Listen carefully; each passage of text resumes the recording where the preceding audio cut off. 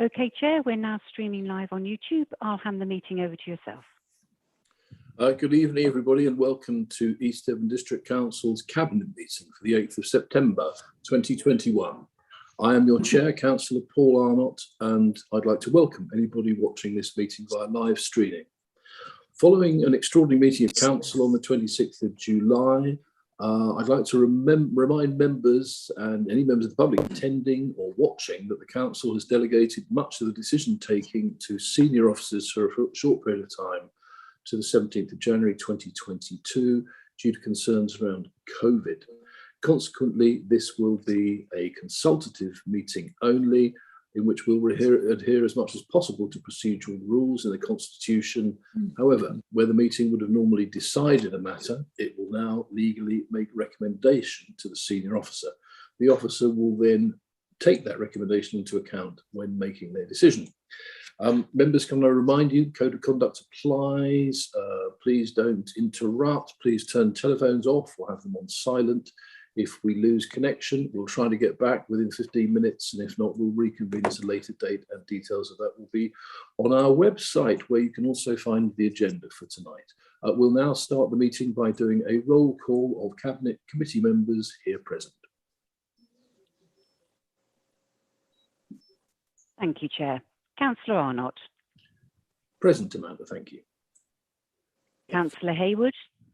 Present, thank you, Amanda. Councillor Armstrong. Present. Councillor Hookway. Present, thank you. Councillor Jackson. Oh, sorry, Councillor Jackson is offering her apologies for this evening. Thank you, Amanda. Thank you. Councillor Young. Present. Councillor Ledger. Present, thank you, Amanda. Councillor Loudon.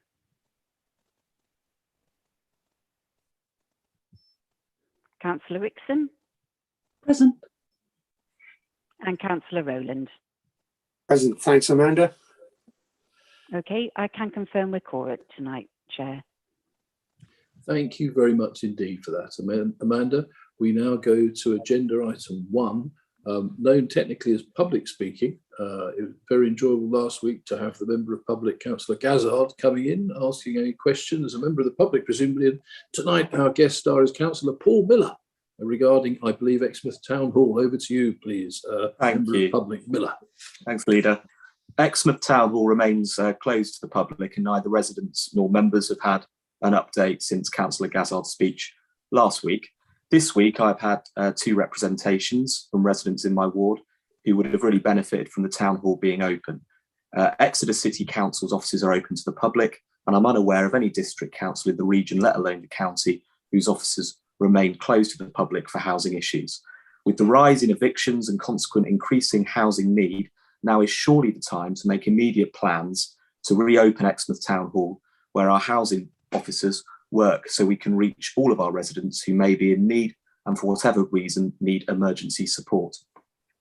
COVID safety measures such as screens are of course vital to protect the welfare of our staff, but any argument that telephone appointments is something everybody can access would not be the correct one to make.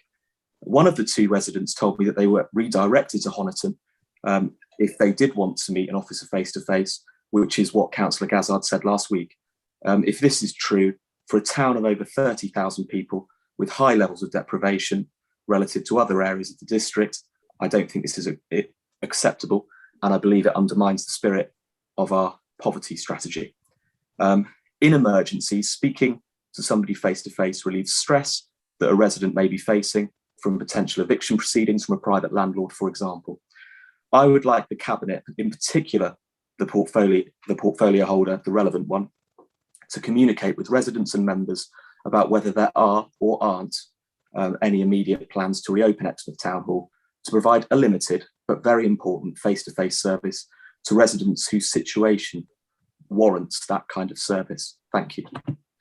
Thank you, Councillor Miller. So, as you may imagine, I listened very hard to Councillor Gazzard this time last week and asked the CEO to look into it for us. He is unwell this evening, but Libby Jarrett has kindly written to me and, in fact, to Councillor Gazzard as well today. And very kindly, Mr. Simon Davey has agreed to pick up an answer to that based on what Libby Jarrett has said. So if I can come bring you in at that point, please, Simon. Thank you, Chair. If it would help, and if Councillor Gazzard's happy, I think it'd be useful if I forward the email to all members, just to give the same message from Libby Jarrett that went to Councillor Gazzard, who may not have had a chance to read the email as yet. So the main element of the email was thanking Councillor Gazzard and now thanking Councillor Miller in terms of bringing it to our attention.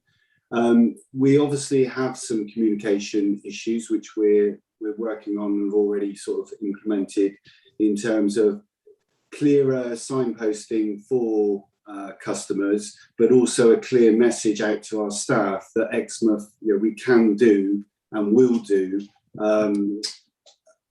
public, sorry, forgetting the words, public, we will help the public at Exmouth Town Hall. It is open by appointment, and we will actually meet people at Exmouth Town Hall and meet their requirements in terms of what their queries are and try and deal with them.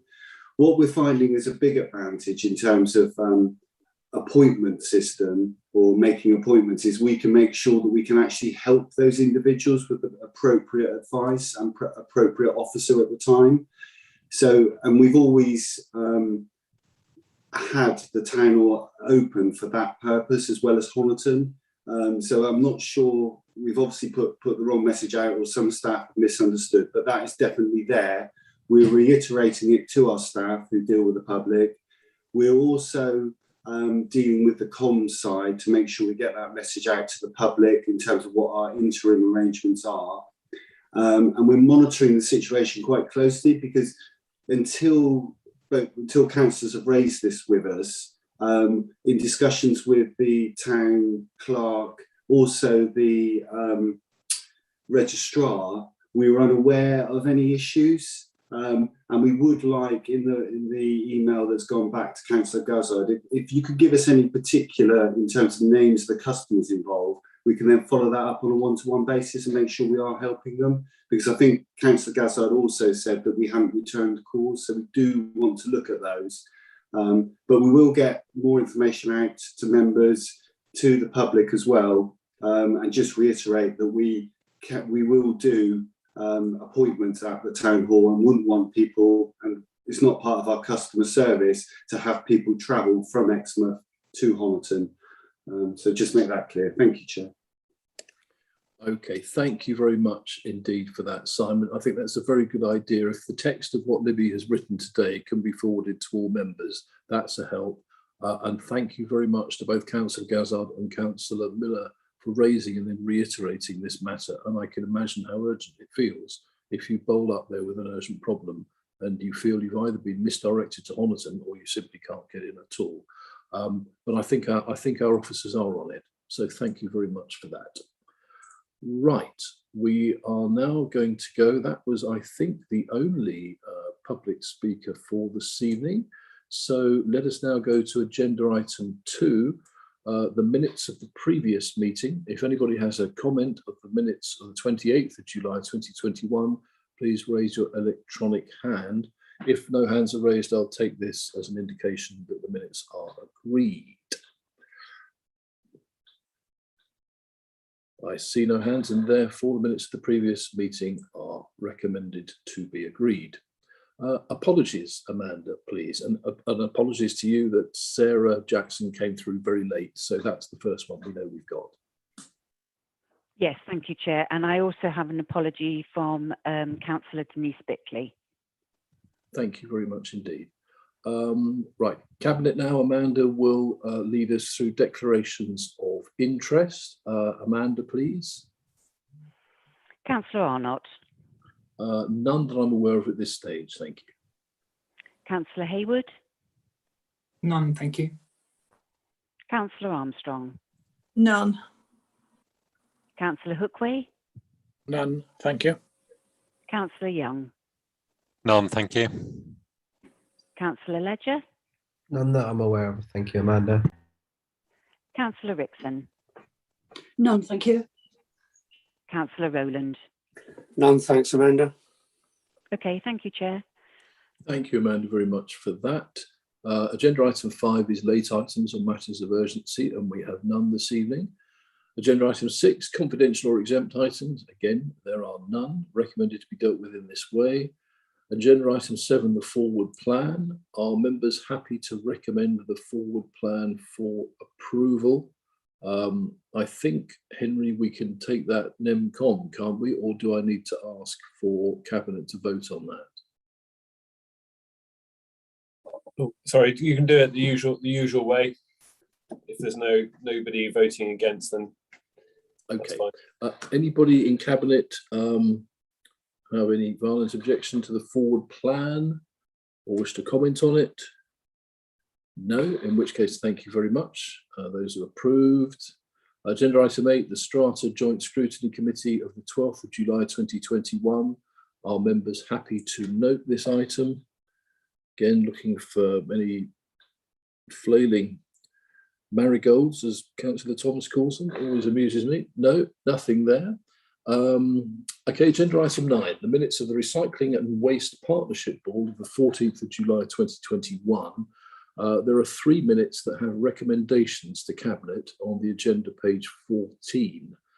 I'll read them out. Minute 7, the sewage bridging solution regarding contract tipping points. Well, let's go through these one by one. Councillor Hayward, can I ask you to, is that the item you'd like to speak on minute 7? It's not on minute 7, it's just a tiny point on minute 8, if I may, Chair. Okay, thank you. If there's nobody else on minute 7, we can take that as that we're happy to note and agree. Minute 8 then, Paul, please, Councillor Hayward. Thank you. It's just a tiny pedantic point. Under recommendation 2, that Cabinet approved that members visit the Greendale depot site to observe the work that was undertaken there, with members also shadowing collection crews on their rounds. Just 2 little observations. One, it says to observe the work that was undertaken there. I believe it's still undertaken there. So perhaps that should just be is. And again, sorry, it's a tiny little point. And just clarity that it's members of the recycling board, or is it members of council? My reading of it is that it's members of the Recycling and Waste Partnership Board, but just to get some absolute clarity, because members, it's a bit ambiguous. Thank you. Right, I shall put happily Councillor Young on the spot there. Sorry, Jeff. Do you know if this desirable invitation is to all members of council or just to the members of the Recycling and Waste Partnership Board? It was to the board members, but if other members wish to attend Greendale at any time, please let me know and I can arrange a visit. Okay, so Henry, if it's possible just to pick up those 2 tiny things, the was and is thing, and if it looks I think we're now clear actually on who's invited to Greendale, so we don't need to alter anything on that. I had assumed it was Cabinet members, I have to be honest. I don't know why the Recycling Board would need to recommend to Cabinet to go back to recycling so it can go to sewers. I think they could have just done it, frankly. But anyway, that's by the by. Points noted. Yeah, very good. Okay, thank you very much. Minute 10, the force majeure position and performance framework. Are members happy to recommend the force majeure position ceasing? Again, nobody wishes to say anything on that, so that is also noted and agreed. Thank you very much. Agenda item 10, minutes of the Community Grant Panel held on the 22nd of July 2021. 1 minute has a recommendation to Cabinet on page 23. Under minute 59, the Community Buildings Fund. Are members happy to recommend this item? Councillor Paul Hayward, please. Thank you, Chair. So I'm sorry, I will pop up at various points during the meeting because I have some questions on most points. It's just some clarity, if I may, and from Councillor Rowland, if I may, through you, Chair. On the recommendation that the Community Buildings Fund eligibility criteria be extended to include community buildings within town council areas, but of outside town itself and in a separate village, reading within the minutes themselves, it relates to town buildings outside of the town boundary, and just for the purposes of avoiding any ambiguity, because of course there are various different boundaries, there's conservation areas, there's BUABs, there's all sorts. Just clarity on what constitutes the town boundary, because what we don't want to do is there are 9 towns, and I'm sure it's been worked out amongst them all, and they're all thinking, well, we might be able to, we might not, but just some clarity on what boundary means in that respect. And then because I have been involved, and I don't have to declare a personal interest because I'm not that involved, but I've been involved in the registering of community assets of community value for pubs. Just clarity on what community pubs mean. Is it a pub in the community? Is it a pub run by the community? Is it a pub that's subject to an asset registration for an asset of community value? It just perhaps requires, just if I may, just some clarity on what we mean by a community pub. Thank you, Chair. Councillor Rowland, are you happy to step up? I'll certainly step up, Chair. Thank you. Thank you. And thank you, Councillor Hayward, for the question, or the 2 questions. To answer the first point, I think when we were discussing it at the panel, there were some examples that were given to illustrate the points that was being made. And from memory, an example was Sidbury falling within Sidmouth Town Council, but also being its own entity in effect. So that was some of the examples that were given where under the current rules, they wouldn't be able to apply for any grants. And we felt, I think, speaking on behalf of the panel, it was felt that there were some anomalies like that we wanted to address. So I'm not sure if I'm totally answering your question, because off the top of my head, I can't answer for everything within East Devon, which may fall within or without those parameters. But I'm sure the officers can clarify that. And if necessary, I'll supply a written answer back to you, Councillor Hayward, to clarify that point, especially in view of your other roles within the district. Councillor Hayward, are you happy for a written answer? Oh, sorry, Jack. Well, I was going to answer the second question as well, but if you want to ask Councillor Hayward that first, and then I'll carry on with the second question. That would be wonderful, thank you. I don't think it will relate to any of my other roles at all, because they're all for parishes. But thank you very much, Councillor Rowan. That'd be really helpful. Thank you. Okay, thanks. To answer the second question, again from memory, I think there are only 2 pubs within the district that fall within the category of actually being owned by the community, where they've taken them over. So that was quite definite about what the definition was. But it's a point well made for you. If we need to actually clarify that when we send out the new community grant rules, if this is approved tonight, then we can clarify that so there's no ambiguity. Okay. Councillor Hayward, is that okay for you as well? It is. I'm just wondering, with the agreement of all involved, whether perhaps just the simple inclusion of a hyphen and the word owned in that section would just make it entirely clear for anyone looking at it. And again, I'm sorry, it seems like being a bit of a pedant, but all community -owned pubs would just make it very clear, because if it's not owned by the community, doesn't qualify. Thank you, Chair. Thank you, Councillor Rowan. Henry, I'm happy to accept that. Yeah. Okay, Jack, and Henry the hyphen is okay. I'm not calling you Henry the hyphen, because I know you're Henry not the hyphen, aren't you? There we go. Right, thank you, Henry. Without the hyphen, Councillor Young.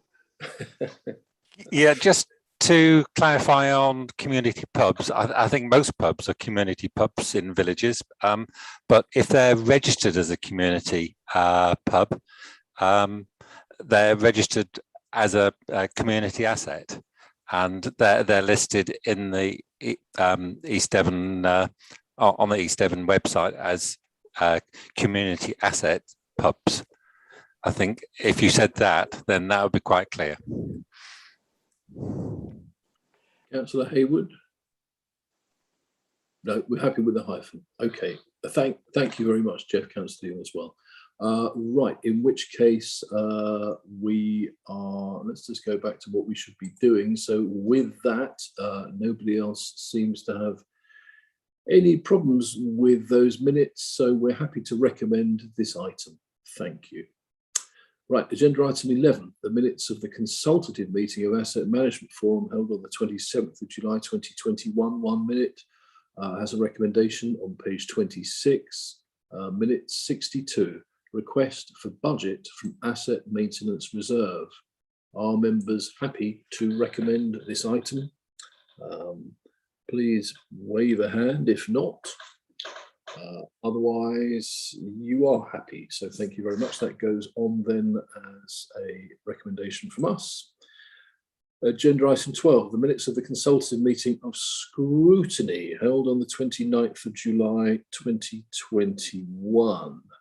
There is 1 minute that has a recommendation to Cabinet, agenda page 31, minute 7.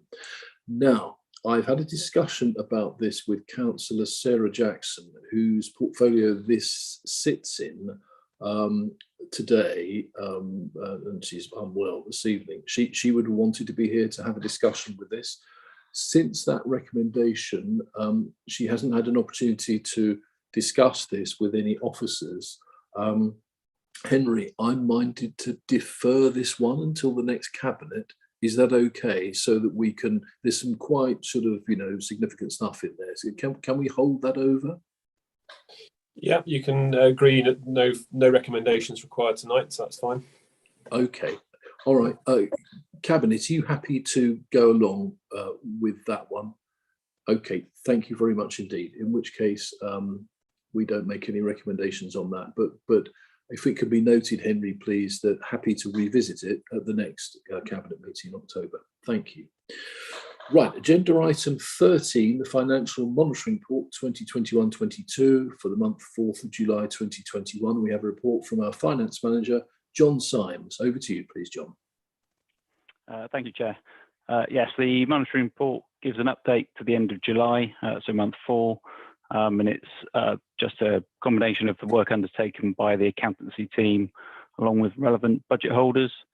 I'm pleased to say the report does not highlight any areas of concern. Starting with the general fund, our general fund budget requirement of 13.84 million.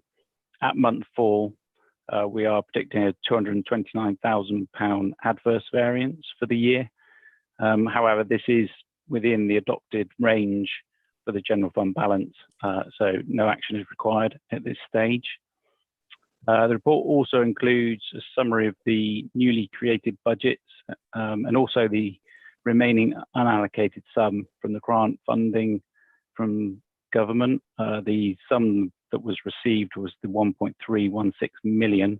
I think this is the second table at 2.2 in the report. Moving on to the housing revenue account, which is from page 40. This is reporting a favourable position, and as in previous years, this sum could be reserved at the year end for future years' expenditure. The report also goes on just to provide an updated position on capital spend, and also there's an appendix which just gives a position of the Treasury Management at month 4. The next monitoring report will be the half-year update, which we intend to bring to the 3rd of November Cabinet. That's all I wanted to cover. Thank you, Chair. I'm happy to take any questions. Thank you very much, John. First of all, if there are any questions from any members of Council from outside Cabinet, do please wave, holler, shout, whatever you want to do. There's nobody there. You're all happy with the finances. Councillor Paul Hayward then from within Cabinet, please, to start. Thank you, Chair. Through you, can I just actually I'll work in reverse order because the first one is much easier. On the table of our Treasury Management portfolio, second from the bottom, the penultimate one, the fixed rate deposit with another local authority.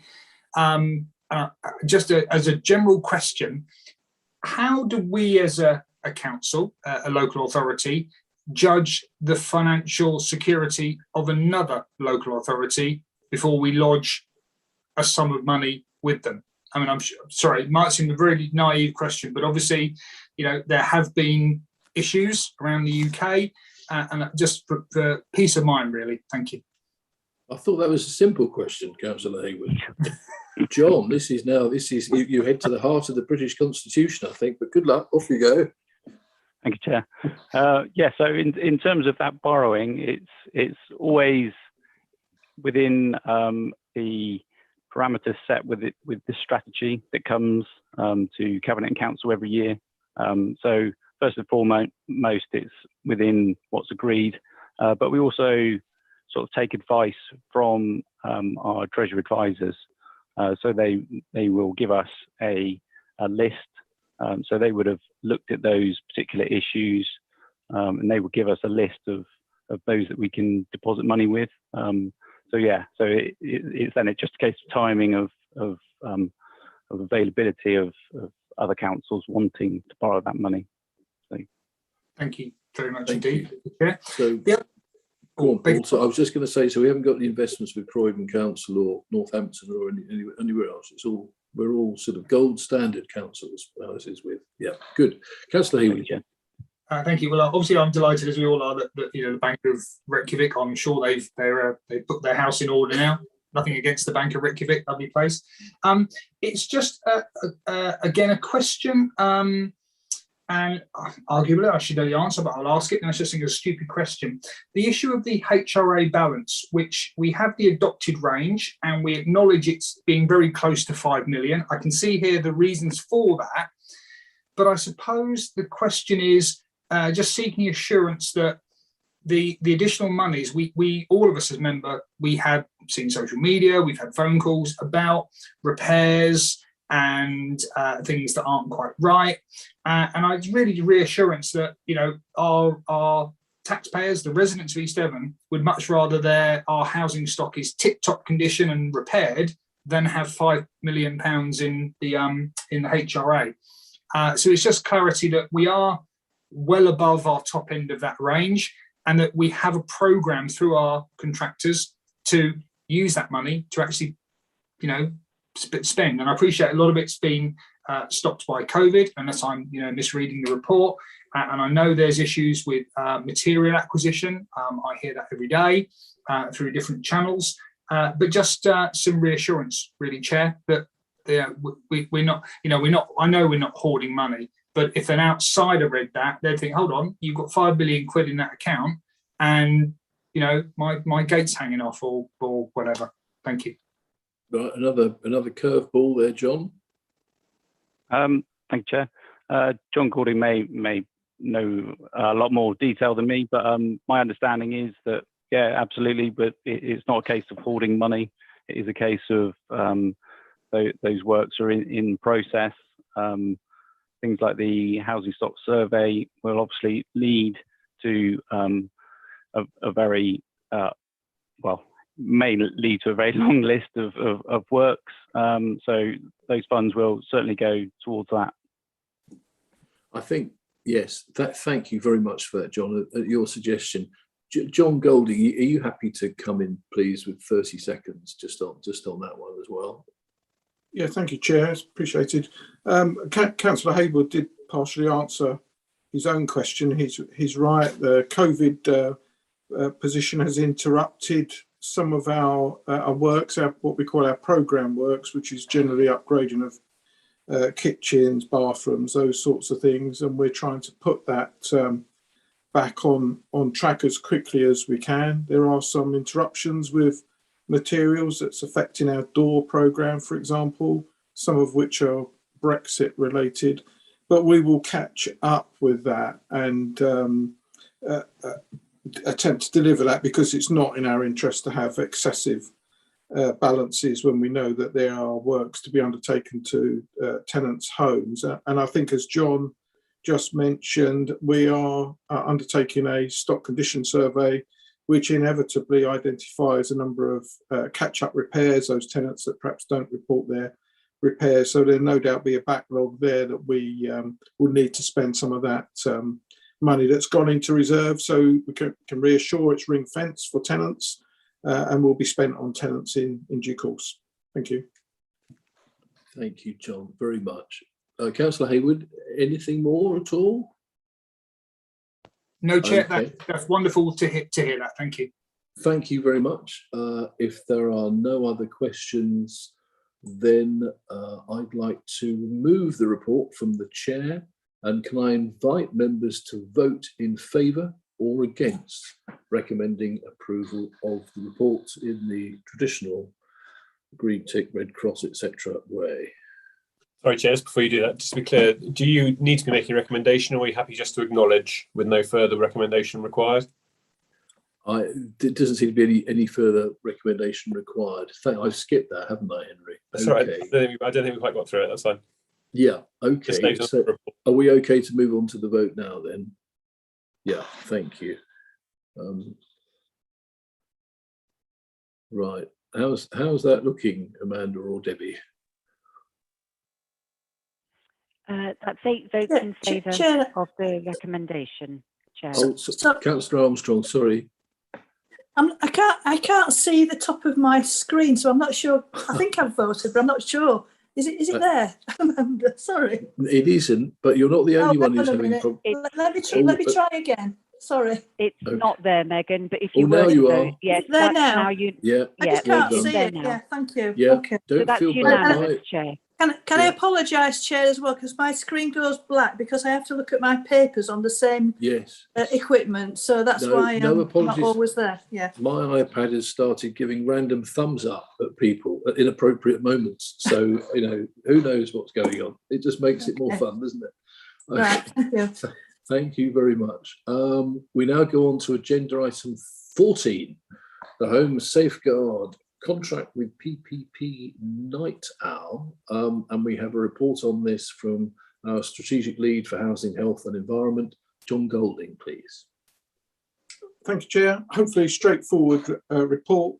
It seeks your agreement to an exemption to standing orders that our Home Safeguard Service has invoked. We've sourced and procured support for answering our nighttime calls, and the report explains the reasons for that. We've had real difficulties in recruiting to vacant nighttime call operator positions. So obviously we need to maintain business continuity 24/7. Nighttime calls are important to us. So we've sourced a service that will undertake that for us, PPP Night Owl they're called. The report explains a little bit more about what they do. They are specialists in this particular area. Service so far has been really good. We only anticipate procuring the service for 4 months, during which time we're attempting to replace those nighttime vacancies. If we're not able to do that for any reason, then we may come back to you as if we consider an extension of the contract, and it works out marginally cheaper, as you can see in the report, than recruitment to the 3 vacant positions. But essentially, it's a request for Cabinet to approve the exemption to standing orders. Okay, thank you, John. On behalf of Councillor Jackson, who wasn't here, she was obviously understood the report, but was concerned that 4 months means 4 months, and that we're not going to. But I think what you just said is, if for any reason there was a further problem, would you come back to us? Would that be the plan? Come back to Cabinet? Okay, thank you very much. Thanks, John. Right, looking for members from outside Cabinet first. Councillor Paul Miller, please. Thank you, Chair. I'm principally opposed to this proposal, I'm afraid. I believe outsourcing of our core services away from council control was a policy the former Conservative administration advocated for years, and so often this kind of policy can lead to the can come at the expense, of quality, working conditions, and democratic accountability, and in the end, costs in the long term if our residents suffer from poor communication between the company and the council. And I believe we're seeing this already with our housing repairs contract. I note from looking, and I think I'm right in saying, please correct me if I'm wrong through you, Chair John, we've had recruitment problems clearly. I see that the average salary, I think, is around £17,000 a year pro rata, which seems very, very low for a role which I believe has amazing value for residents, including residents in my ward in sheltered housing.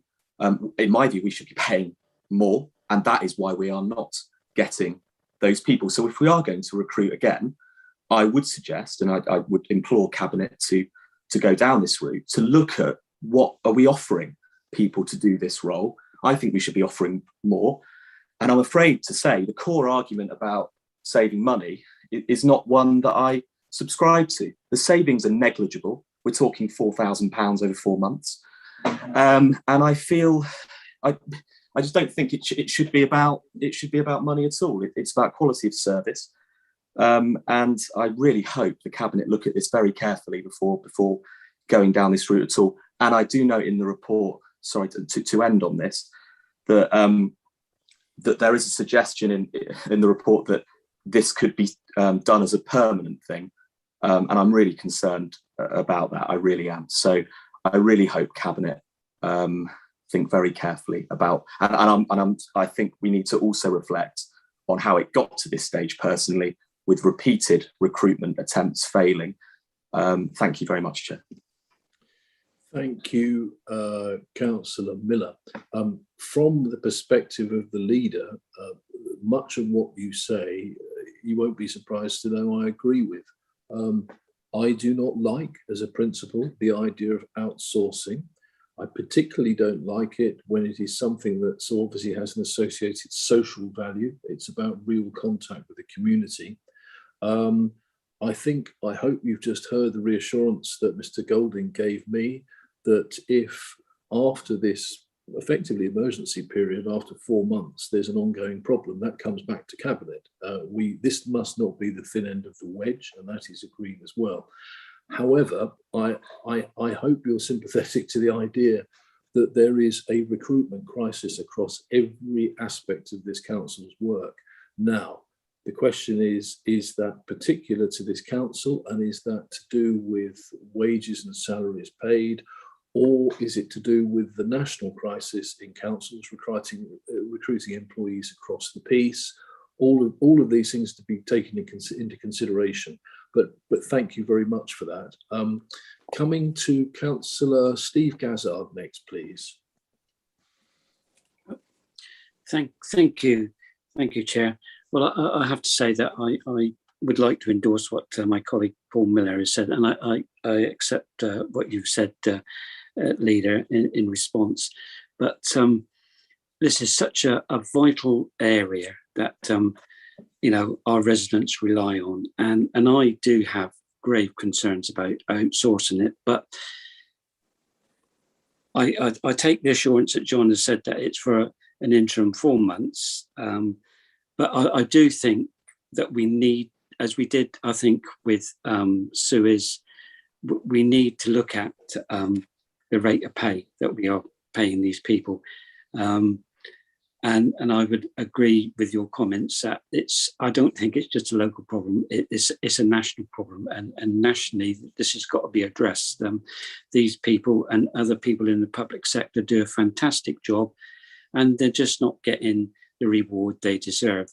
But I'm pleased to hear that it will be coming back to Cabinet if it extended for more. But I would like and hope that we can resolve it and keep it as it has been running at the moment, and not any further need to outsource it. Thank you. Thank you very much, Councillor Gazzard, and that is well noted, as were Councillor Miller's comments, as I'm sure will be Councillor Jake Bonetta's. Thank you, Mr. Chair. Yes, I just wanted to come Councillor Bonetta. So we've worked incredibly hard to just be called Chair. If it was Marianne, it wouldn't be Mrs. Chair. So anyway, Chair. That is absolutely fine, Chair. I do apologise. I'm used to being a Toniton Town Councillor, where as you can imagine, it's slightly different. Slightly different there. Okay. Sorry. Off you go. That's fine. I just wanted to support what Councillor Miller has just been saying with regards to outsourcing. It is a very topic for me, indeed for my party, but also personally, it is a very strong opinion of mine. Although I do understand the absolutely vital need to keep the Home Safeguard Service on its feet, and I think that is an amazing service, I cannot support any move to take our council services out of house. There are, of course, recruitment problems across the council. But when the council pays less than agencies in many places, these shortages are almost a given.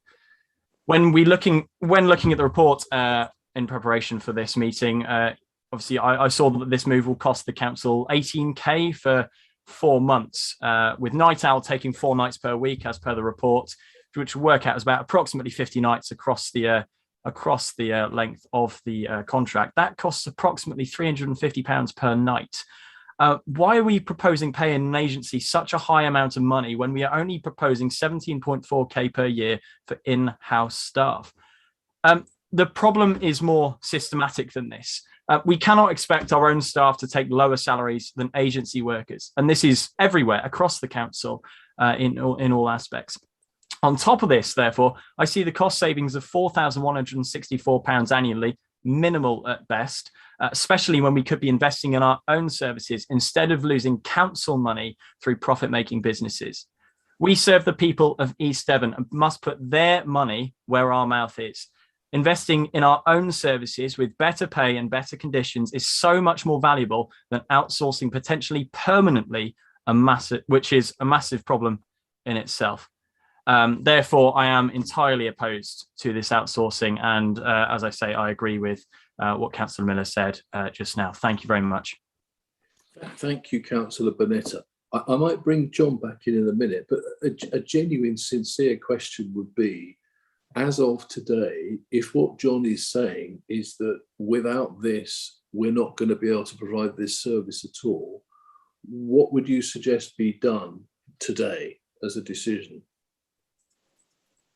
That is, I mean, you're putting me on my toes, Chair. Thank you very much. No, I'm interested. It's difficult, absolutely. Isn't it? You know, it's. I mean, I think that's the thing. So look, let's see if John. So I think there's a lot of agreement with what you're saying. Can I come back to John Golding, please, because this is a wider piece, isn't it? Really about and I'm not. You know, I'm sure Councillor Bonetta's maths is fundamentally sound. You know, we're paying agencies a lot.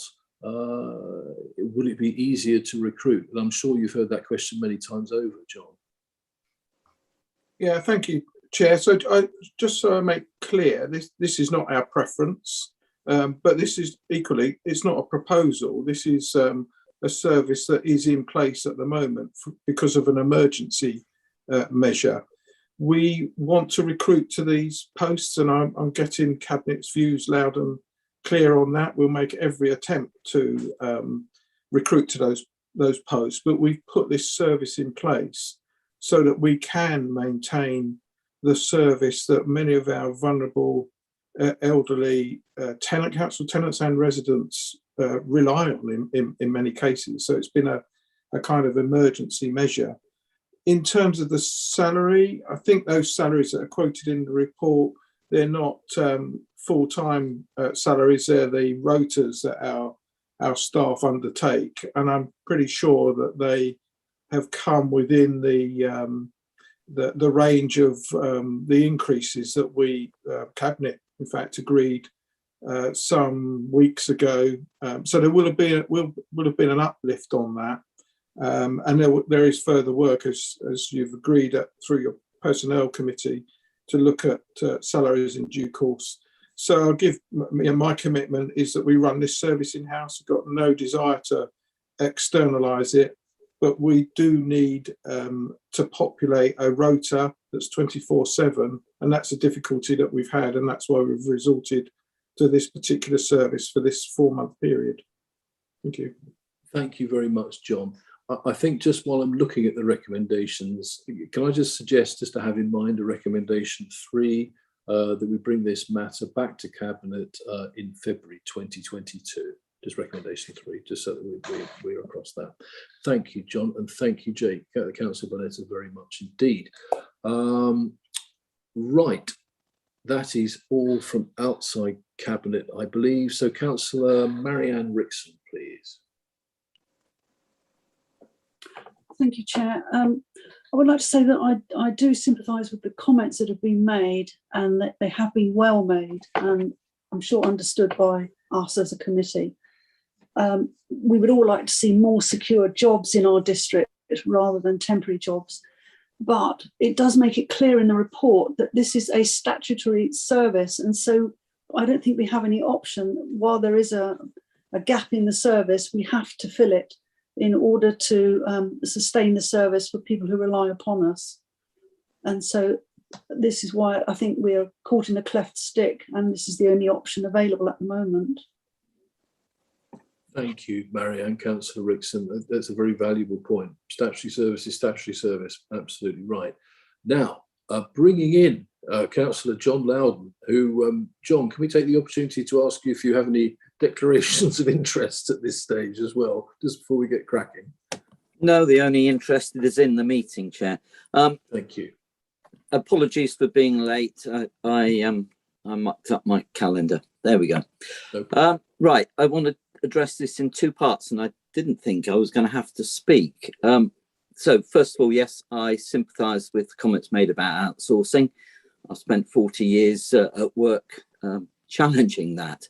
I've also dealt with call centres a great deal, and I have some experience of their difficulties.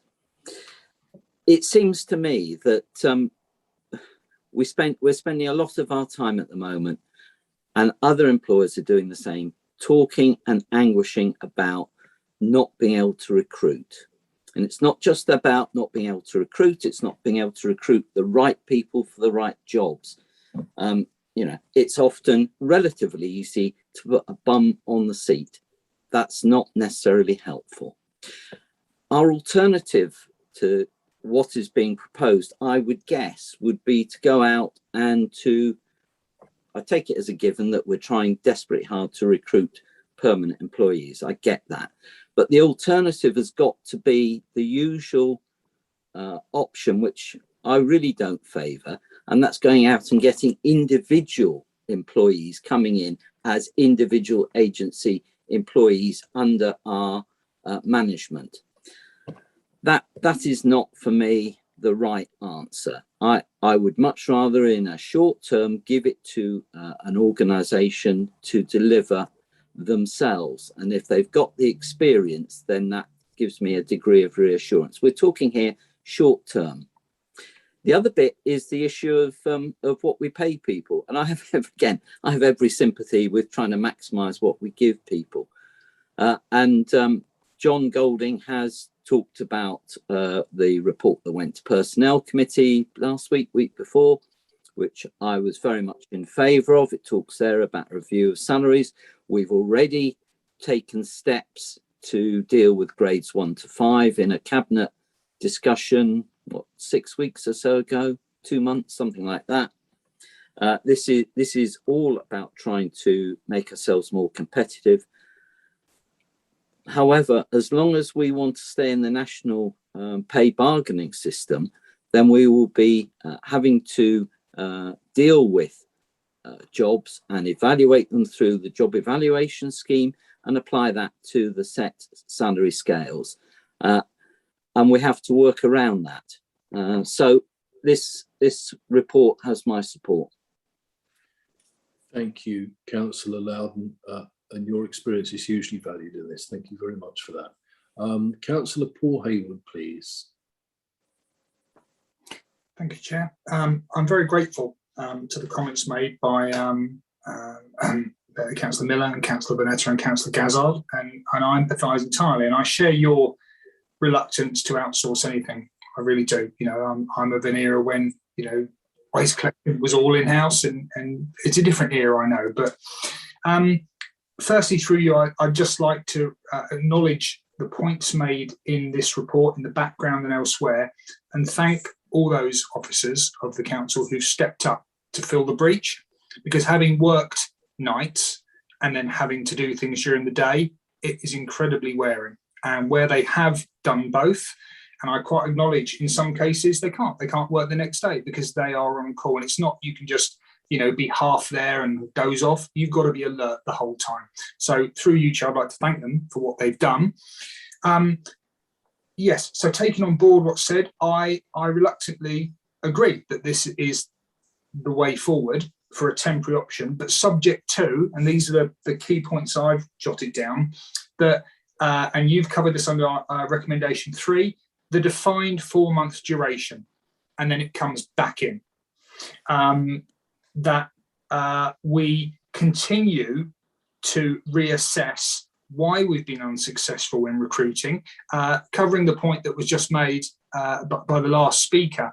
I attended a parish council meeting last night as a clerk, and we were discussing the ongoing issues that we're all aware with waste and recycling. And normally we have 3 men and a dog, or 3 persons and a dog at parish council meetings. Last night we had 43. Very, very good turnout on a hot summer evening, or late summer evening. And the general consensus of the room was, we'll just pay them more. Pay them more. You know, if we can't get people to empty dog bins and recycling and drive lorries, just pay them more. It's simple. And I said, well, it's not simple. And Councillor Loudon has alluded to exactly why it's not simple. But we do need to continue, you know, throughout the 4-month period, and John Golding has kindly said that we will, the assurance that we'll keep on assessing why we've been unable to recruit, do the sort of follow-up interviews. You know, what was it that didn't appeal? Is it the hours? Is it the rate of pay, the commensurate benefits? That's an ongoing piece of work. And I appreciate the statutory service, we have to deliver it, but that doesn't mean we can take our foot off the pedal and stop trying to recruit people by the mechanisms that have already been discussed. So that's the second condition. I suppose the next one is, having worked in and supervised in a call centre in a previous life, all call centres are set up to provide performance modelling and response times and a whole array of stats. They have CRM packages to do all that.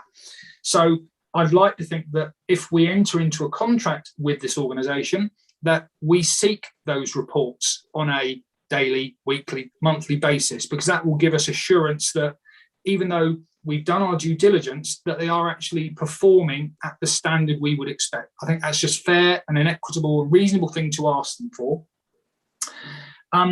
That we gain assurances that there'll be dialogue between the supplier and our officers on a regular basis, whatever regular is, just so that we maintain a constant point of contact. We can constantly say, are you doing this? We've heard this, a to and fro, which gives us further reassurance.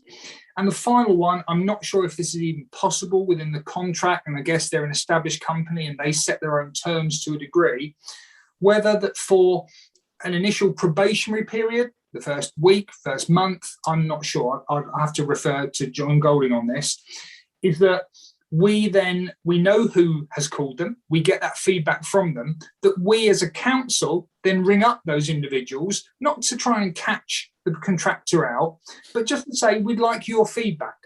So we're not asking the contractor to tell us how it's gone, hopefully, because they'll just give 2 thumbs up.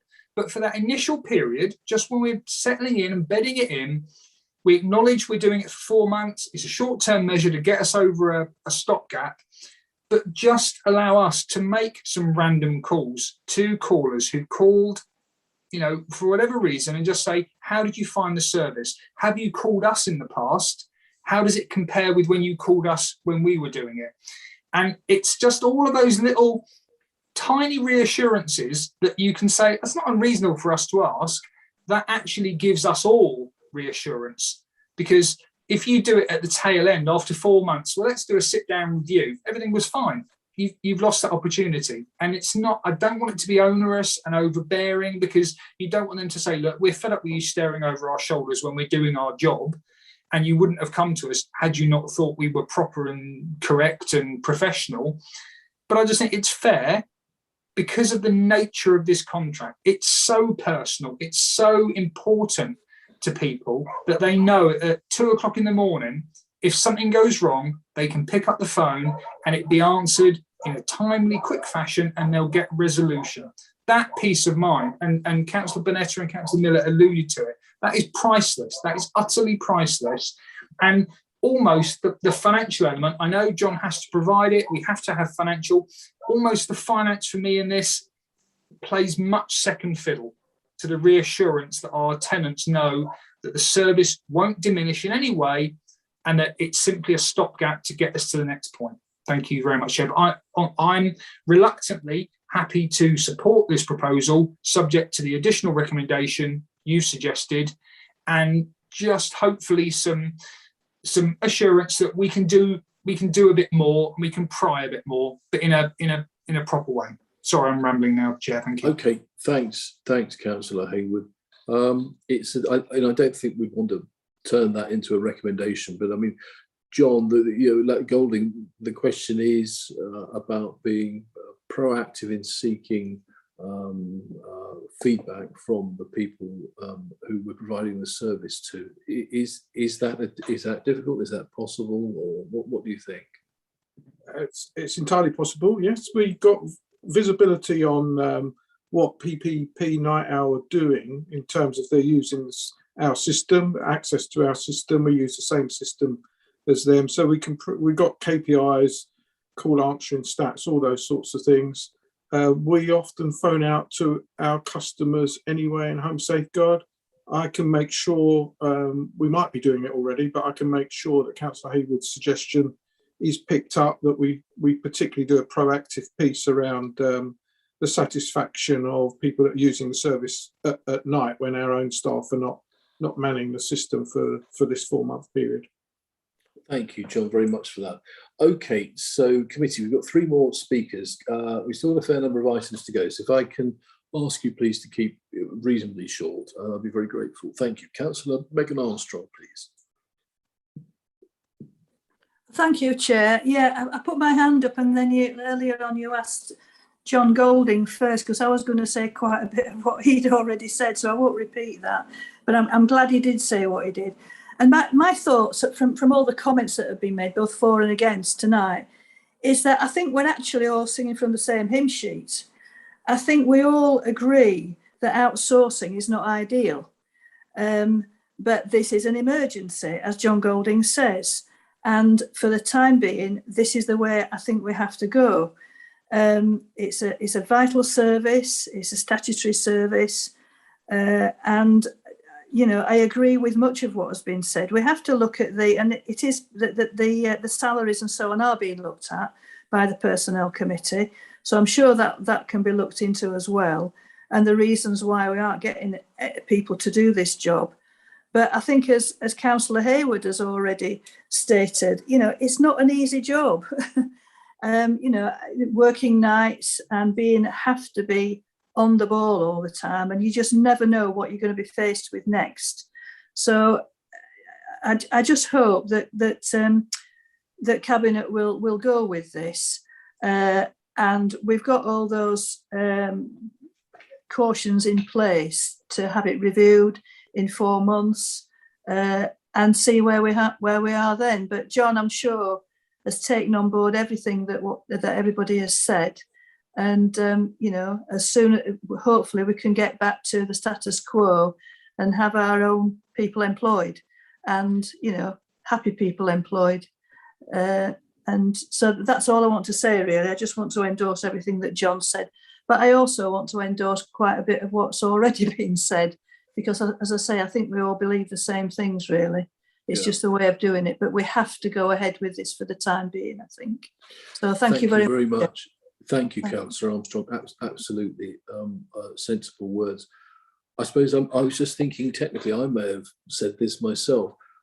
This only becomes an outsourced contract if if it's a permanently outsourced contract to a service, all we're actually doing here, members, is we're seeking temporary agency help in an emergency. So I think it's important to frame this in that context. In 4 months' time, if we can't get out of it, that's a different thing, isn't it?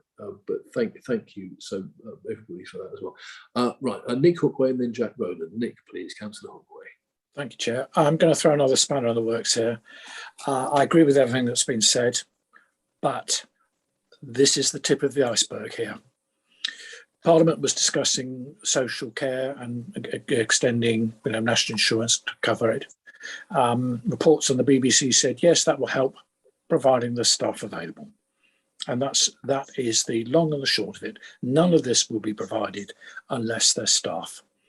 Our district has high housing costs. If you don't pay people to do what is a very challenging job at the right amount, you simply won't get anybody to do it. If it's statutory, unfortunately, you've got to pay. Previous item, we had the financial report. We've got the money there, but we need to look at this very carefully indeed. This is an issue that it will crop up again and again.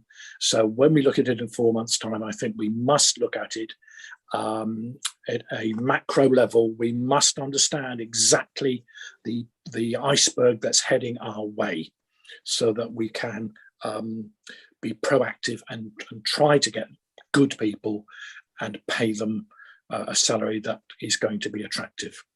I'll leave it there. Thank you, Chair. Thank you, Councillor Hookway. Absolutely, I think we'd all agree with that wholeheartedly.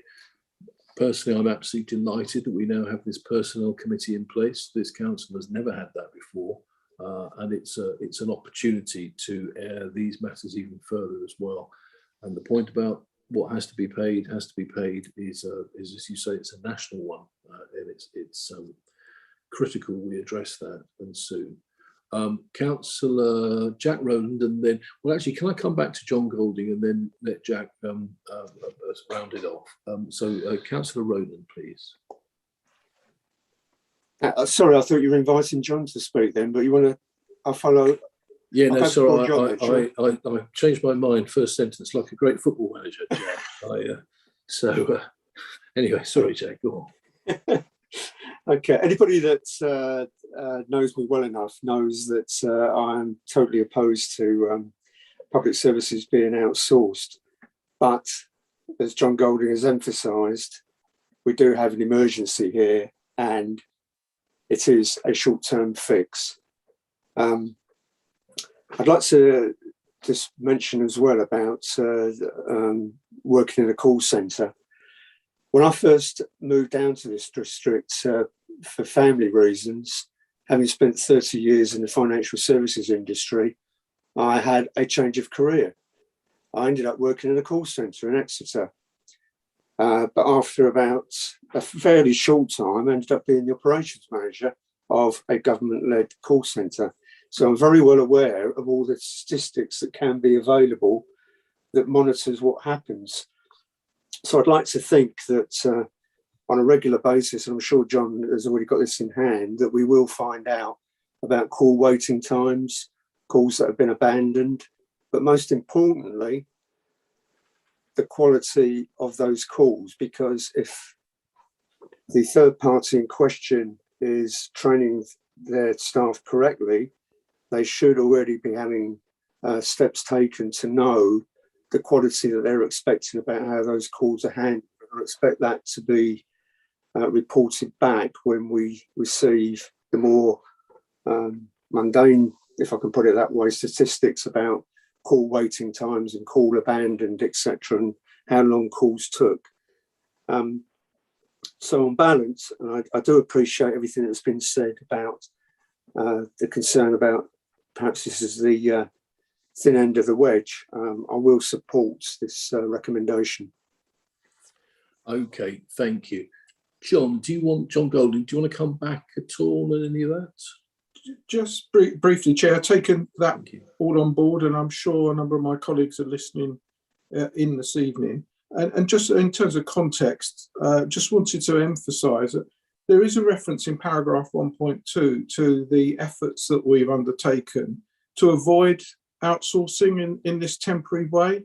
And I would perhaps, if I may, publicly thank my colleagues, the manager and a number of other staff in housing who've stepped in and run a number of these shifts for us at very short notice. So we've tried to avoid this situation, and staff have been absolutely brilliant. And it's a service that not only am I very immensely proud of, but clearly members are as well, which I'm extremely grateful for. Thank you. Thank you very much. Can we ensure, please, that with the support of the leader and the chair of the meeting, is recorded in the minutes? Thank you, John. That's very well said. Okay, so what did Mrs. Merton used to say? Let's have a heated debate. That was really valuable, and so I'd like to thank Councillor Miller, Councillor Bonetta and Councillor Gazzard for coming forward and forcing us to have this discussion. It's been very important. I know the answers don't please everybody or perhaps entirely anybody, but we will revisit this soon. That's an absolute commitment. So I'd now like to move this from the chair, and can I invite members to vote in favour or against the recommendations recommending approval of this report? Green ticks for yes, red crosses, and you know the form.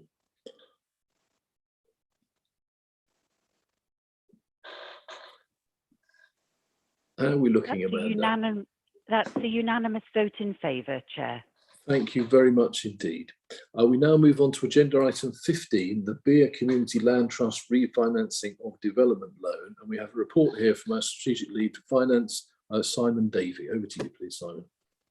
Thank you, Chair. I won't take too long introducing it. There's lots of dates and lots of numbers in the summary report. But basically, a request has come in from Beer Community Land Trust, which I'm putting in front of Cabinet, in terms of a change to some of the loan repayments on elements of the loan tranches that we're due to pay out. Just to emphasise to Cabinet, it's not a request in terms of the amounts. Overall amounts have already been approved by Council for both Scheme 1 and Scheme 2. Scheme 1 is nearly closed now in terms of fully repaid, and the request is just that the final amount is extended in terms of repayment date. And then there's the tranches in terms of Scheme 2. In terms of sort of reassurance, as I say, it's still the same loan amount that's been agreed. It's just the tranche repayments. It's still on the same terms in terms of no cost to the council of extending the loans. We will be looking at the revised PWLB rates and charging an appropriate rate on top of that to ensure we're subsidy compliant or competitive in terms of those rates. Also, we'll be recovering any costs, legal fees incurred. That's a premise in terms of the loan agreements. So it's just being brought in front of you in terms of agreeing to those tranche changes. Thank you, Chair. Thank you very much indeed, Simon, for that. Can I look for any speakers from outside of Cabinet first, please? And we have, absolutely. Now, Councillor Pook, Councillor Hayward and I went over and had a discussion with him. We were delighted to be in Beer. I think Councillor Hayward and I were looking forward to cups of tea, cream teas, crab sandwiches, perhaps even a vanilla ice cream. But we didn't get anything. But nevertheless, we heard what Councillor Pook said. Over to you, please, Jeff. Thank you there, Chair. And first of all, I should also declare that I'm Chair of the Community Land Trust, as well as being Councillor for the area. And I apologise for not giving you tea and cakes, but we had lots to talk about, and Councillor Miller, with his head, had to get off quite quickly. We didn't have the Councillor time. Hayward, yes. Hayward, I mean. He had even more red hair at the time. Yes. I've just realised, Councillor Pook, he now looks exactly like my car, which is black with a red roof. Anyway, sorry, Councillor Pook, over to you. Anyway, not an awful lot more to say than that Simon's already said. We aren't looking for any more money. It's just looking for rescheduling. The rescheduling is because largely because of the delays of COVID. We should have been finished in March of this year, but with COVID, all the building got delayed. So we've everything has been extended, and then also the rescheduling of the loan will allow us to recoup the additional costs, because we've had additional costs partly because of COVID, with the cost on materials. And so this is really just to enable it to happen. It's already happening. We're out of the ground on this second project, and soon Beer Community Land Trust will have provided 13 houses which are allocated for all affordable and all for local people, local connections. And I think the important thing about this emphasises what I feel how a council should work. It's got statutory duties, but it's also there to support communities. And this is a way in which a council can enable communities to act and can allow communities to go forward and take projects on which wouldn't necessarily get done. So I hope you're able to look on this request favourably. It's got support of Homes England as well, and altogether through our work we brought in more than £500,000 worth of Homes England money into Beer as well onto these houses. So it's a well supported scheme. It's going to happen. We've had people in houses for the last 2015. The first people moved in, and this will be another 6 families. It's of no cost to the council. In fact, it's actually making the council money. And if I look quickly back, I think we've paid something in the region of £46,980,000 to the council in interest so far, just on the first scheme, and we've paid about another £1,400 on the first scheme so far. So the council's making money out of it. The community's getting houses. Oh, and finally, the actual gearing of the loan. The final loan, when we're taking forward the loan, there'll be 250 from the first project, 550 from this one, £800,000, all secured against 13 houses, some shared equity, some in rental, so fully owned, with a value around about 2 million. So you've got a gearing of over 2 to 1, and it's all secured and it's all legal as security with the council. So there's nothing to lose, everything to gain, and houses being developed by the community for the community. Thank you. Thank you very much, Councillor Pook. I don't think I've ever seen Simon Davies smile so much. Either he's watching an episode of 40 Towers off screen, or he's admiring your pitch. I don't know. Simon, Councillor Pook's representation of the facts, that accords with yours, I imagine, does it? Yes, they do. Yeah, I've mentioned in the report there is collateral there. The legal agreements are in place. And as I say, we have still collateral on the first scheme that is complete, and we'll only have 250,000 outstanding. I wouldn't say it's a huge financial reward to the council, but there is an element there in terms of the interest charge. Lovely. That was worth hearing. Thank you. Right, let's come into Cabinet now, please. Councillor Dan Ledger. Thank you very much, Chair. I don't think I can really top what Councillor Pook's just said, but just completely concur with what he was saying. It is what we should be doing as a council and how we should be spending our money. We've obviously got our TAF tomorrow to talk about how the council should be looking to start developing its own social housing programme again. But until then, we should be doing everything that we can to enable these CLTs to keep delivering as much as they can for the district and for the communities that they serve. So I'm more than happy to propose this, Chair. So thank you very much. And thank you to Councillor Pook for all his work in his community. Absolutely. Yeah. Right, thank you very much. The exciting thing here is that under the new regime, I don't need proposers or seconders. I just move everything from the chair, because then it becomes a decision of the officers. So thank you for that, Councillor Ledger, but I can ignore you because I'm going to do it. Right, so Councillor Rowland, please. Thank you, Chair. I won't second Councillor Ledger then, because I'd love to be able to. I'd love to take this opportunity as well to thank Councillor Pook, because the success of the Community Land Trust in Beer is something I'd like to see replicated elsewhere in the district. I can remember as a humble town councillor in Seaton, shortly after I got elected there, I tried to engender interest in getting a community land trust started in Seaton and failed miserably. All credit to him for what he's managed to achieve, and it does show what can happen if there's the will to make it happen. So, having said all that, I fully understand why the request has been made. Makes perfect sense, and I fully support it. Thank you very much, Councillor Rowan. And indeed, Councillor Pook came over to Colleton, and we were, after a talk he gave, we were able to get a CLT going here. So he's sort of like the disciple of CLTs. He moves in a mysterious way, and it's very welcome indeed. Thank you.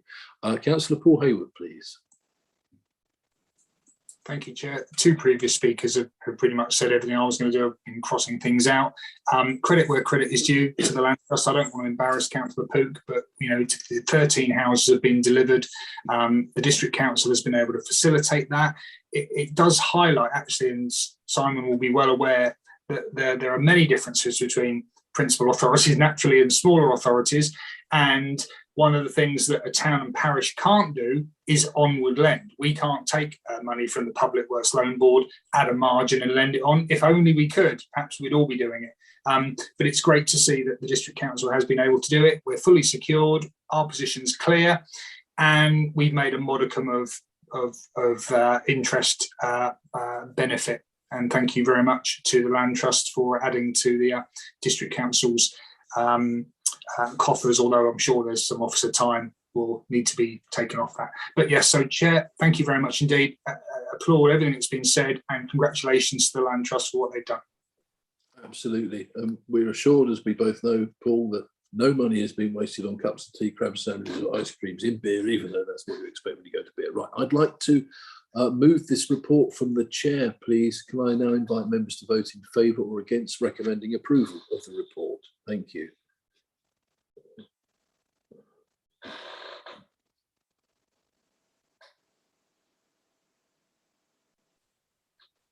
That's unanimous in favour, Chair. Thank you very much, Amanda.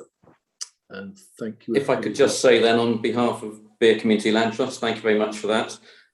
And also, so there's a thing called community-led housing, which runs a course on community-led housing advisors, which I recently did. So I'm now an accredited advisor, so I can advise even more people. So I'm always happy to go to communities to talk about housing. Anyway, thanks so much. We'll even provide you with a cup of tea, Councillor Pook, if you come. And come to beer next time, and don't rush off so quickly, and you'll have a cup of tea, a crab sandwich, and a pack of chips. Yeah, that's all of us. That's everybody, is it, on the council? Superb. See you down there next weekend then, Jeff. On you, okay. Duckies, say 11 o'clock in the morning.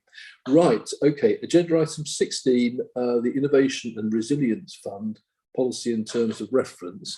I think I've got Rob Murray here introducing Tom Winters. Is that correct, Rob? That's correct. Thank you, Chair. Yeah. It's just a very quick bit of context to this most recent grant report before handing over to Tom, who I have to say has worked incredibly hard over recent weeks and months to develop the core elements of the Innovation and Resilience Fund. Cabinet have received a number of reports on the Additional Restrictions Grant, or the ARG programme. And it's fair to say we've had a pretty interesting time of it. Our most recent reports the Cabinet have in May presented options for deploying funds to access the top up of £1.14 million. This did result in a successful spend programme. We then came back in July to deal with a modest overspend in supporting the final few eligible applications. This has left circa 1.08 million of ARG funds available for the current Innovation and Resilience Fund to be matched by 1 million of EDDC's Business Rate Retention Scheme pilot funds. It's worth re-emphasising that we really do need to spend the ARG element prior to the end of March, or return any underspend to BAYS, which we don't want to do in what I'm sure will feel like a very quick 6 months. The report today sets out how the IRF will be delivered, and we look forward to continue working with a cross-party group of members as highlighted in the recommendations in delivering this critical recovery-focused programme. I'll now hand over to Tom to provide more detail of today's report, the proposed policy and delivery of the fund. Thank you, Chair. Thank you, Rob. Thank you, Rob, and thank you, Chair, as well. So as Rob was mentioning, the early concept of this scheme, the Innovation and Resilience Fund, was originally signed off by Cabinet in November of last year, and that was to propose a recovery-focused scheme using a part of the ARG funding. A prospectus for this scheme was developed earlier this year, and the policy that we brought forward today is a more technical document which outlines how the scheme will work from a practical perspective. The IRF builds on the economic development team's experience of managing the various discretionary schemes throughout the last 18 months. But I should emphasize as well that the IRF is recovery focused rather than just business focused, which I think is an important distinction to make. As Rob mentioned, half of this funding is coming from government, and we have until the end of March to spend that. And the other half, the other £1 million, is coming from the business rates retention scheme pilot. So in terms of the policy document itself, the eligibility criteria has to factor in both the government's requirements and what they've said that we have to do with the money. And we also need to ensure that it complements our own strategic objectives as a council. Applications are project-based, so applicants have to put forward a proposed project that could diversify the business, for example, to develop new innovative products, to help significantly reduce carbon emissions in their business, for example. And businesses can apply for up to £50,000 and £150,000 for collaborative bids. Some of the sectors will be prioritised, for example, those outlined in the Team Devon recovery prospectus, such as those in the sustainable transport and clean energy sectors, for example. Our own priorities, for example, creative industries, sustainable tourism will also be priority sectors. And in terms of how the scheme will be managed, it will be split into two stages: an expression of interest, which will be an online application form, and a full bid application form once an applicant's been successful in that EOI stage, which will be appraised and scored by officers. All applications in the end will be decided by an IRF panel of members who will make a final decision. We've consulted businesses from varying sizes and sectors who have reviewed the policy and the application form. It was overwhelmingly positive, which is good. They found it easy to use. There are a few suggested changes that they proposed that we've since implemented as well. To support applicants with their applications, the Business Information Point BIP will provide project sponsor support to those that need that extra support. Due to the time pressures, we weren't able to use a conventional procurement method for that. So we have done an exemption to standing order due to those time pressures, which will be presented to Cabinet in October. The IRF panel, which I mentioned earlier, there is a terms of reference for that so that members are aware of their roles and responsibilities to ensure that each application is considered fairly on its own merits.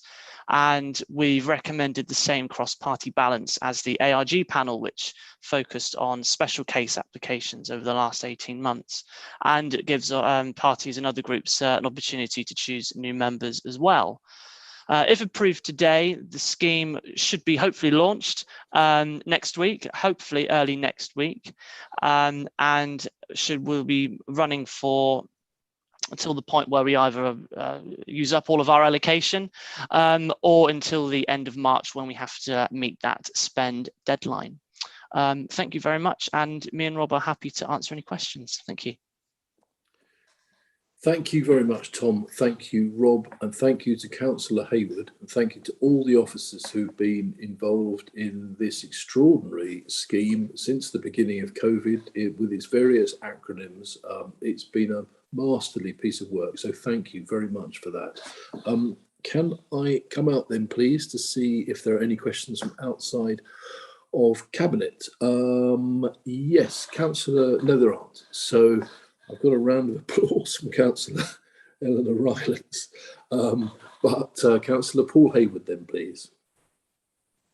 Thank you, Chair. You'll be delighted to hear. I'll be very, very brief. Tom has said everything about. It's a very comprehensive report. There's not really anything more I can add to that. It's what it does on the tin. Thank you for your thanks. I'd also like to thank all the members of the panel, the ARG panel. Councillor Rowland is here, and the other members cross-party who sat through innumerable meetings to churn out this money. Very hard going, and the guidance from Bays, as we know, it's been reported. It came, it went, it changed. They moved the goalposts. We got through it. Yes, I'm delighted to be able to get to this point, that we can launch this, start gathering in projects that will help all of our economies across East Devon, all of our town centres, and really provide recovery. That's the core of it. It's a recovery programme. Essentially, I know that we have to spend it by March 22, but I think, and I will just check with Tom and Rob, that my belief is that's just the Bays element. Once we've dealt with that at March 22, then we've still got £1 million that we've put in from our reserves, and that could be extended until whatever time, until we decide to close it. It may go very, very quickly, but one hopes that we're not, we don't have to get rid of £2 million by March. £1 million, yes, but this is an ongoing thing. So we don't want to be seen in any way as just throwing money at it, just to get it out the door.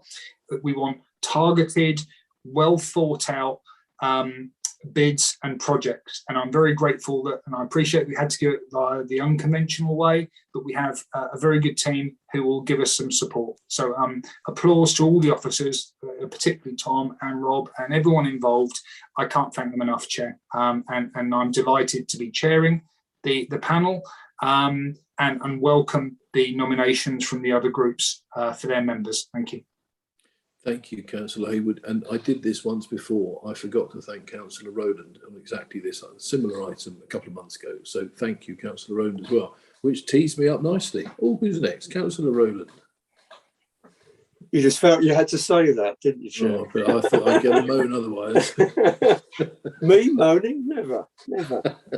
I can't really top what Councillor Hayward had just said, but if I can echo the work that the officers have done. I mean, to secure the extra £1 million out of government, it was a superb result. So I certainly totally endorse the recommendation in the report. Just on a lot more light-hearted point, I'm a bit concerned about the background to Rob Murray at the moment with those empty shelves, and I hope there aren't suitcases packed under that as well. Not at all, Jack. We're having some internal wall insulation put in, so yeah. I'm relieved. Temporary. I thought you were on your way somewhere for a minute. I'm not that easy to get rid of, but thank you. He's got the 1.3 million in the bags, Jack. That's the thing. Yeah. I couldn't possibly allude to that at all, Jack. But thank you for that. Okay. All right. Brilliant. Lovely. Thank you for that, everybody. I'd now like to I'd now like to move this report from the chair. Can I now invite members to vote in favour or against recommending approval of the report? Green ticks, red crosses, and so forth. Again, that's unanimous in favour, Chair. Thank you very much, Amanda. We now come to the final item of tonight's agenda item 17, a request for additional staffing resources. This is a report to be spoken by John Golding, Strategic Need Housing, Health and Environment. Over to you, please, John. Thank you, Chair. So this report presents a case for additional temporary staff to manage the growth in homelessness and improve our ability to manage our statutory duties under the homeless legislation. Homeless approaches and our duties to secure accommodation for applicants have continued to increase despite the moratorium that the government imposed on evictions. And regrettably, we've seen an increase in homelessness throughout the pandemic. The need for emergency accommodation and the challenges around the Everyone In Rough Sleeper initiative during lockdown added to the pressures, and we needed to secure accommodation at scale and at pace. But the pressures for emergency accommodation are still very acute, and our team are spending an inordinate amount of time to secure temporary accommodation, and of course the move on accommodation that is needed to allow people to move through into more secure and permanent accommodation and reduce bottlenecks. Long waiting lists that we've had, we're seeing applicants' circumstances deteriorating while they wait on waiting lists, homeless housing situations becoming more acute, and that translates into further pressures in the system. So our housing teams, our housing option teams' capacity to deal with the volume of approaches is proving extremely challenging. Staff are becoming overwhelmed with clients seeking our assistance. So much of the time is spent on trying to secure suitable accommodation in a market that favours, a local housing market that favours buyers, holiday accommodation, Airbnb, second homes, and high-end private renting. So the ask is, as you said, Chair, to temporarily increase our officer capacity by 2 for a period of 12 months. You can see we've tried to use government funding wherever possible. We've been quite successful in bringing in funding as government recognises the pressures on local authorities, including some rough sleeper money. But we anticipate this 12-month period will cost approximately £67,000, and we hope that will allow us to deliver a better service to homeless applicants and people that approach us for assistance. Thank you.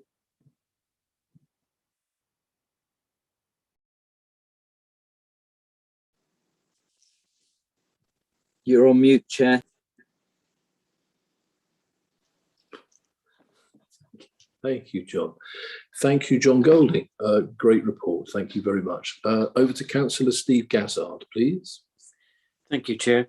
Firstly, can I thank John for the excellent report, and could I also thank the staff for what they've done during the very difficult period that we've had to go through over the last 18 months, 2 years, and still going through.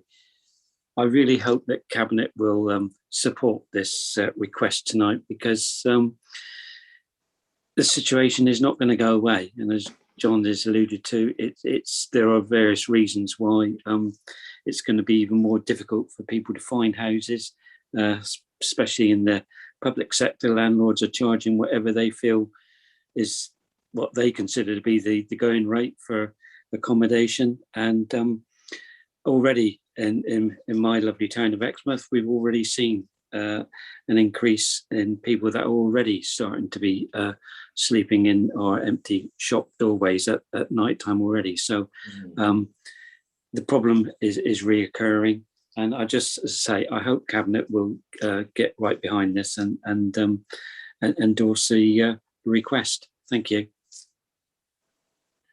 Thank you so much, Councillor Gazzard. Homelessness never goes away, does it? It comes in waves. I remember in London, lots of people on the street, and then there was a period of time you hardly saw anybody, and then back on the streets again. It's so sad. Can I come next, please, to? Yeah, I think I might have inadvertently just lowered everybody's hands. I was trying to be clever and remove the green ticks, but I've done the whole lot. So I've learned my lesson. Won't touch it again. My apologies. That's okay. So now it's a test of reactions to see. Oh, look at Jack Rowland, the young athlete, should still be playing for Brentford. But Jack, you're in there first with your hand up. Over to you, please. If only I was still a young athlete, Chair. I live on the memories, though. Yeah, I totally support this recommendation. I mean, it's sad that we're in a position that we have to consider this, but the staff have been under such pressure, and that pressure isn't going to go away. I did ask for some information about what the costs so far have been in this financial year.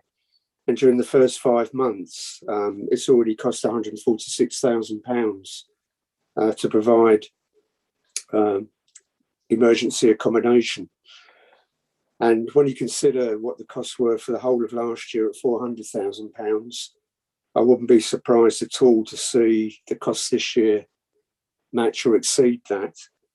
especially as John mentioned in his reports, with the embargo on tenants being given notice being lifted, you can only see the situation becoming worse over the remaining months of this year. So I totally support this. I just think it's a shame why we have to support this for various reasons, but wholeheartedly I support the recommendation.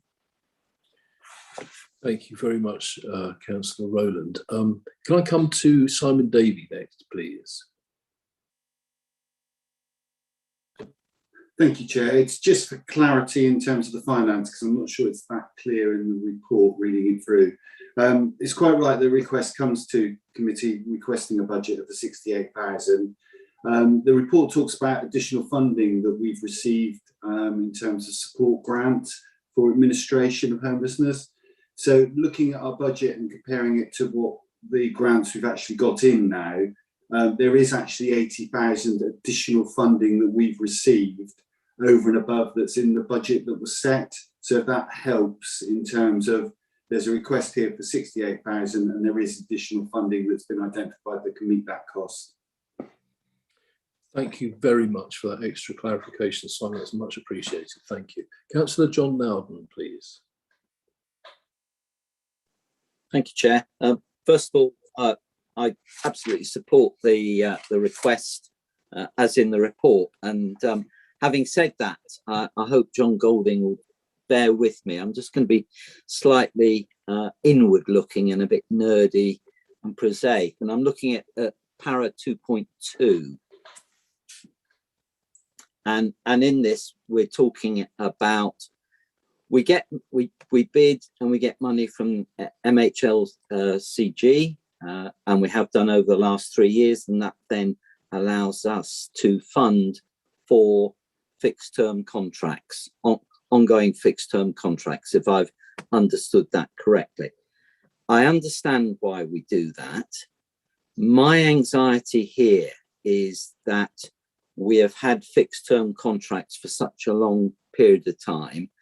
Just because we're bidding doesn't mean we have to create ongoing fixed term contracts. And I know there are good reasons and less good reasons. If you're on a fixed term contract, it's slightly more precarious than being on a permanent contract. So for example, if you go for a mortgage, you may be at some detriment.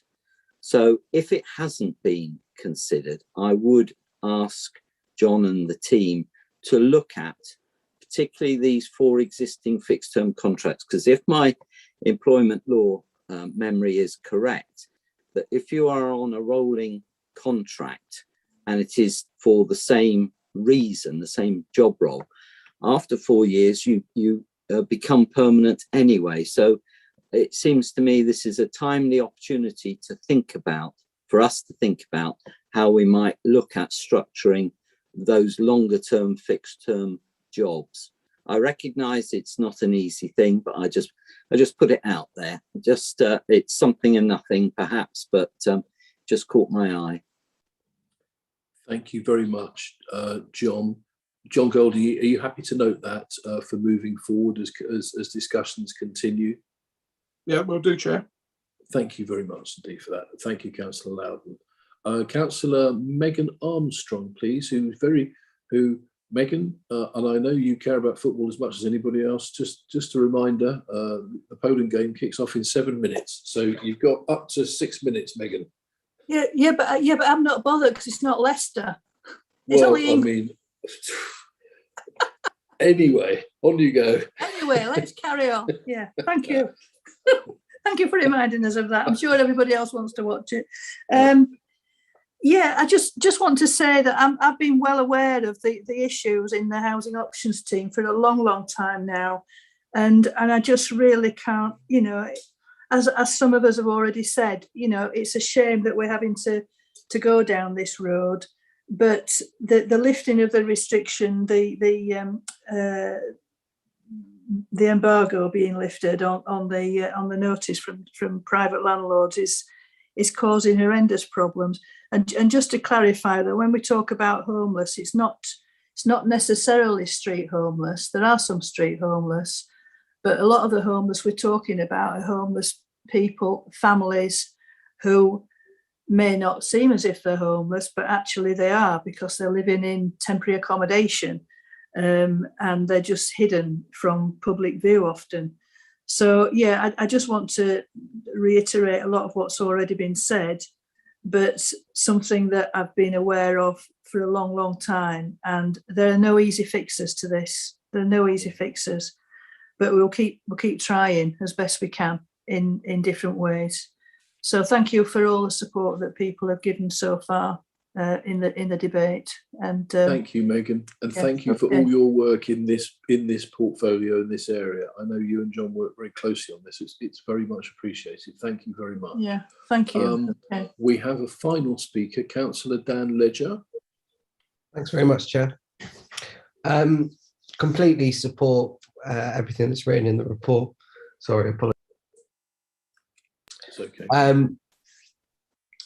John, just obviously going on from what Councillor Rowland just stated with the 400,000 that it's costing us each year, could you put a rough percentage on how much that is costs for, say, us buying in rooms and B&Bs, and then how much of it is actually direct support for those that find themselves homeless?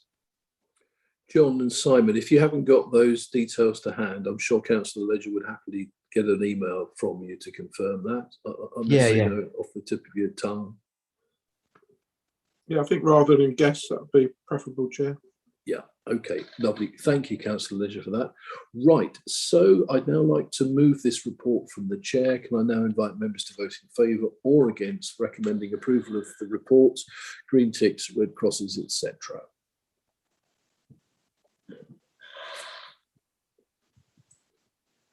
That's unanimous in favour, Chair.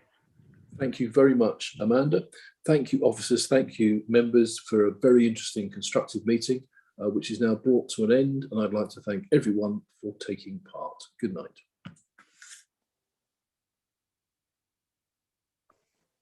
Good night, everyone.